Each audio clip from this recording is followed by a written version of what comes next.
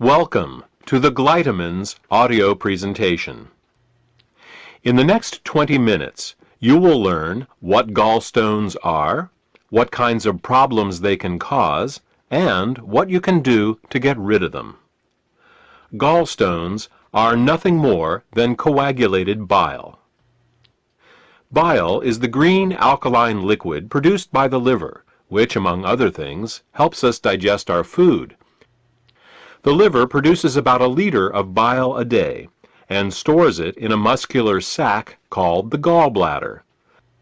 The gallbladder then squirts this bile down a tube called the common bile duct into the small intestines to mix with the food that comes from the stomach.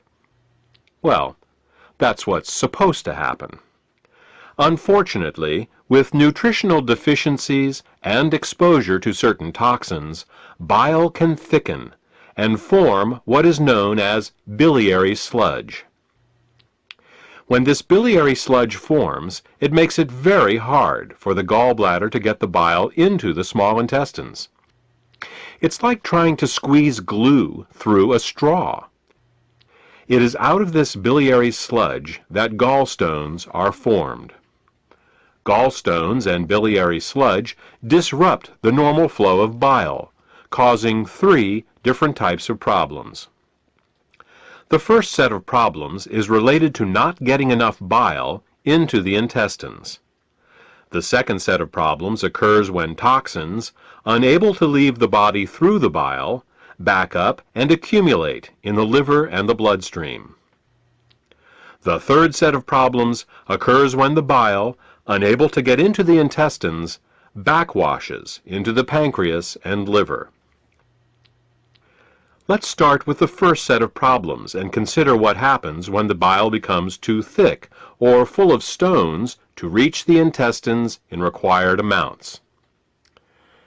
The first thing that bile does in the small intestine is to neutralize the acidity of the food coming out of the stomach. In order to disinfect and digest the food that we eat, the stomach secretes hydrochloric acid. Did you ever wonder why the stomach doesn't digest itself? It's because the stomach has a special mucus layer that protects it from this hydrochloric acid.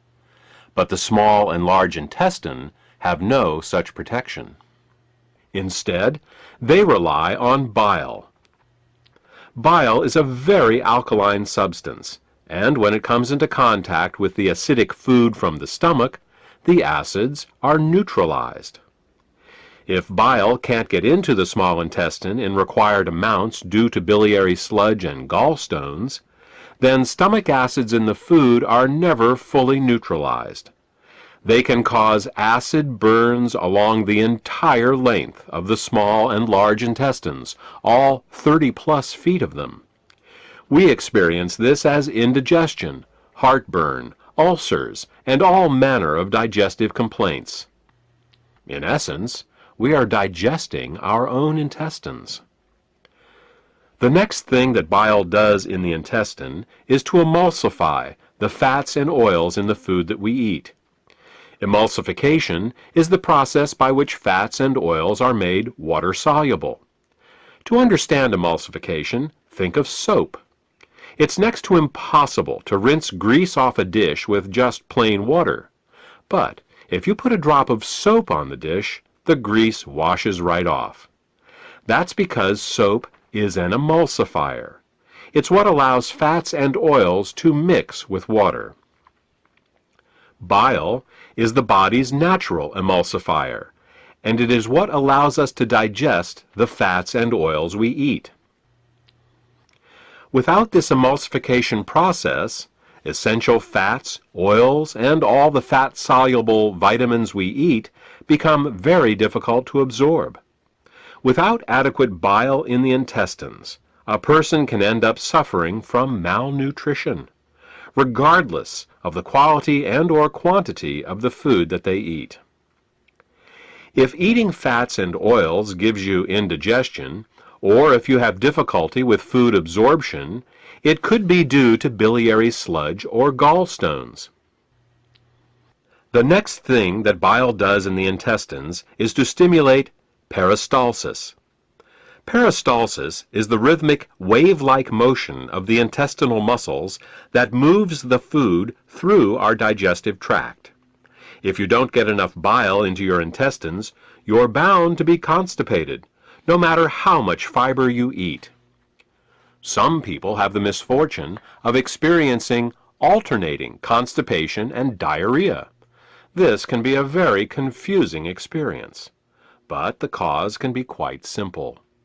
Without sufficient bile, the hydrochloric acid-rich, partially digested food just sits in the intestines with no peristalsis. Thus, a person becomes constipated, but at the same time his or her intestines are being burned.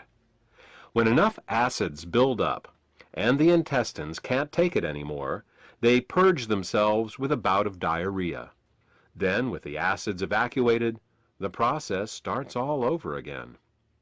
If you are experiencing problems with constipation, diarrhea, or both, biliary sludge and gallstones could be the cause.